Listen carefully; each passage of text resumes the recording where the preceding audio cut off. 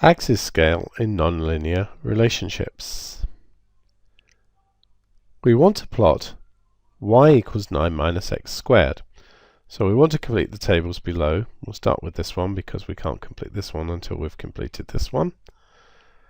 So it's 9 minus x squared. If x is 0, it's just going to be 9. 9 minus 1 squared is 9 minus 1, so that's 8, and that would be the same here as well. 2 squared is 4, so this would be 5, and of course the same here. 3 squared is 9, so that's going to give us 0.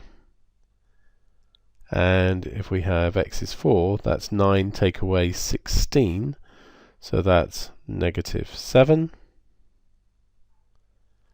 like so. So the minimum x value we have here is negative 4. The maximum x value is 4. The minimum y value is negative 7.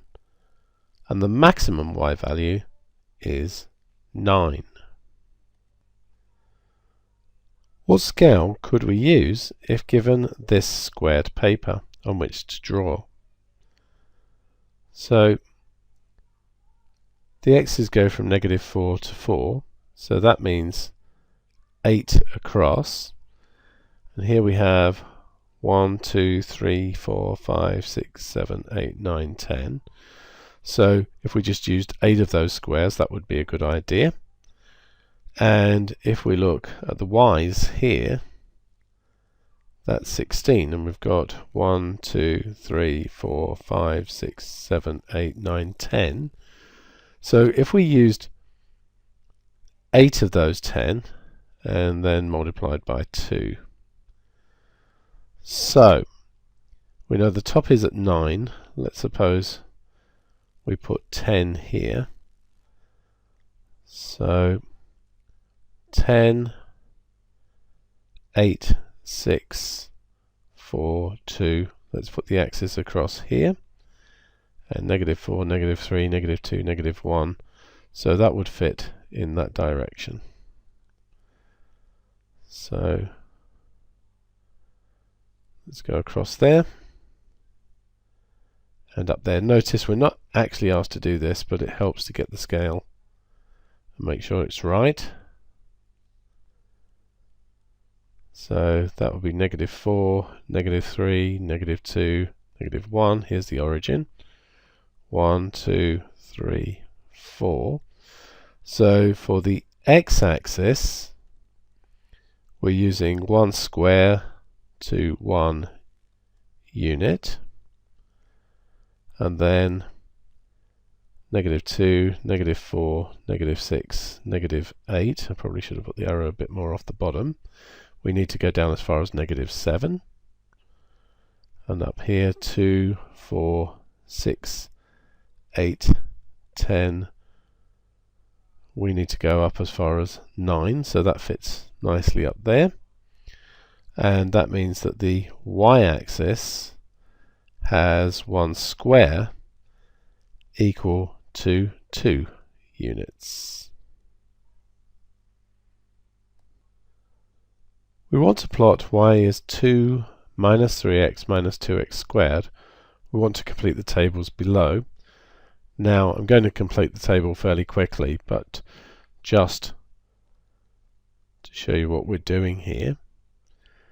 Let's suppose we've got x is negative 4, so I'll have 2. Take away 3 lots of negative 4. Always substitute negatives in brackets. Take away 2 lots of negative 4 squared, and that gives me negative 18. Now that's not going to be illuminating to just watch me do that, so I have the rest of the values ready to go. So it's negative 7, 0, 3, 2, negative 3, and negative 12. So for these values of x, my minimum x value is negative 4, my maximum x value was 2, my minimum y value was negative 18, and my maximum y value was 3. So what scale could we use if given this squared paper here? So if we look at the x's, -4 to 2, that's 6. So we've got plenty of room to do 1 square to 1 unit across the bottom. If we add these together, we get 21. So 1, 2, 3, 4, 5, 6, 7, 8, 9, 10, 11, 12. So if we did 11 times 2 is 22, that would make sense if we use 2 squares on this axis. So if we do that, we need -18 to be down here somewhere. -18, -16, -14, -12, -10, -8, -6, -4, -2, 0. So if we put that across there, and that does give us plenty of room for the maximum y. So I'm going to put my x-axis across here, like so. And we could put the y-axis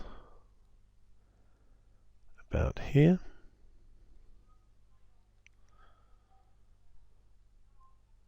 And then we've got 1, 2, -1, -2, -3, -4. So my x's all fit in. So on the x-axis, we'll have 1 square equals 1 unit. And for the y's, this would be 2, 4. So our top is 3. It might go slightly above 3 because we didn't check values in between, but that gives us plenty of room for that. And then down here, -2 all the way down to -18, somewhere down the bottom here. So that would all be plenty of room. So the y-axis is going to be that 1 square is equal to 2 units.